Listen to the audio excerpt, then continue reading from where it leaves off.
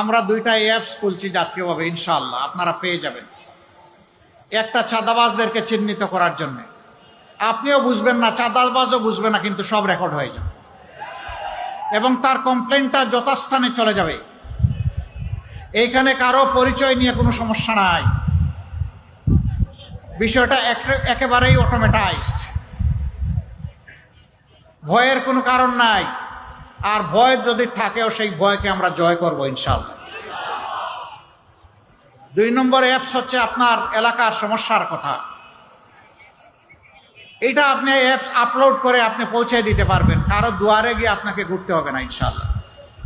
যার দরবারে পৌঁছবে এখন তার দায়িত্ব হবে এসে আপনার খবর নেওয়া। তিনি আসতে পারলে ভালো, না হয় তার মানুষ পাঠিয়ে খবর নেবেন, তাকে সেই দায়িত্ব পালন করতে হবে। সম্মানিত ভাইয়েরা, তারপরে 10টা দল আমরা একত্রিত হয়েছি। আমরা এক দল হিসাবে ময়দানে আসে নাই। কেন 10 দল একত্রিত হলাম? আমরা 10-এ মিলেই দেশটাকে গড়তে চাই।